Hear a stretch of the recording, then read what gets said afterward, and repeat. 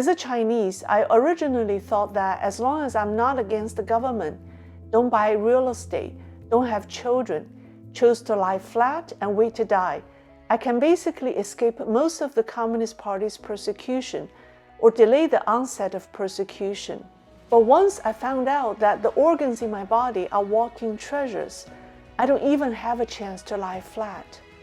From the story about the anonymous woman who was found chained in her house and became known as the chained mother of 8, to zero COVID and its sudden suspension, to the real death toll of the pandemic, to the missing 15-year-old boy in Jiangxi, CCP's cover-ups and lies are pushing the regime into a trap, and Xi Jinping's warning from 9 years ago has become a reality. Hello everyone, I'm Lei. Welcome to Leisrealtalk. Tacitus is an ancient Roman historian who said, once an emperor has become an object of hatred, the good and bad things he does will equally make people hate him. A Chinese scholar thus coined the term Tacitus Trap, and in March 2014, Xi Jinping warned CCP officials about the trap when visiting Henan province. He said, "Of course we haven't come to this step, but our problems are no less serious. If it does come to that point, we'll endanger the foundation of the party and the party's rule." Last year, 2022, was the year that Beijing charged full speed into the trap. When the news of the chained mother of 8 in Xuzhou, Jiangsu province went viral during the New Year, the entire nation wanted to know who she was. They wondered if the poor woman was the Sichuan girl Li Ying, who went missing more than 20 years ago when she was 12. Even Xi Jinping's wife, China's famed singer Peng Liyuan, reportedly got upset and attended a Politburo meeting to demand an investigation. However, local government officials and local police insisted that the woman was not Li Ying. Instead, they claimed she was Xiao Huamei from Yunnan. Citizen journalists who went to investigate were harassed and some were detained. The case was then abruptly closed, and no one has ever seen that chained woman again. If you're not familiar with her story, you can check out my earlier videos about her. China observers in the West wonder why Xi Jinping didn't order a full investigation. Wouldn't that have helped his reputation and helped him gain more public support? Didn't his wife get upset? Why didn't he use his power to do something? That's the thinking of a Western politician. My answer to the questions is that the CCP is in too deep and no longer has any chance to correct itself by being truthful. Xi Jinping doesn't dare to let the truth out because the regime cannot afford to expose the bigger problem behind the woman's case. The real problem is China's long-standing human trafficking atrocities, which stem from the gender disparity caused by the CCP's one-child policy. It's so widespread that once one case was exposed, the rippling effect will bring out hundreds of thousands, if not millions of similar cases. Another problem is the unimaginable widespread corruption within the local police and local government. If the facts and full details of the case were brought to daylight, the public simply would not be able to process the degree of depravity and would be outraged. They would no longer tolerate the regime and it could collapse overnight. Xi Jinping's only choice is to get rid of the CCP once and for all. But since the guy wants to save the party, he has no choice but to cover up the truth. Then came the case of the missing boy from Jiangxi province, Hu Xinyu. A 15-year-old boy mysteriously disappeared from a private school campus last October 14th.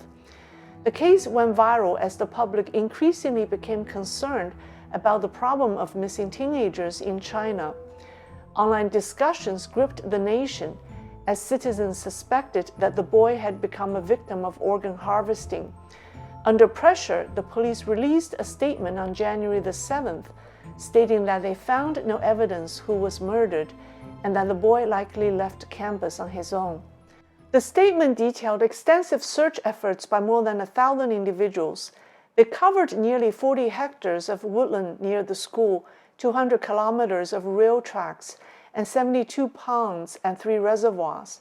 Then, 3 weeks later, on January 28th, 106 days after he went missing, the boy's body was found in the woods behind the school.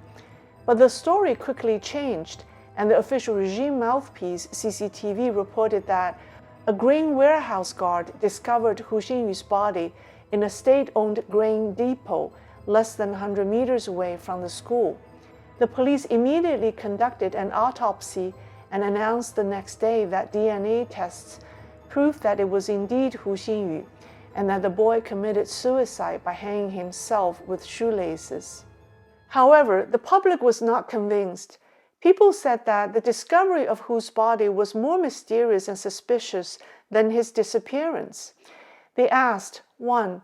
Why are there discrepancies between the locations where the remains were found? 2.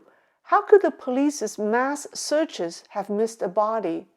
3. How come his body didn't decay after 106 days in the grain depot? 4. Where are the boy's glasses and ID that were with him when he went missing? So on and so forth. A renowned Chinese forensic scientist said that the body would fall apart after hanging for 106 days, and that the shoelace would not likely hold a weight of over 170 pounds for over 100 days. Also, when Hu was last seen on surveillance camera, he wore a white t-shirt and an athletic jacket. But when his body was found, his white t-shirt was missing, and the jacket was on backward with the zipper fully zipped in the back.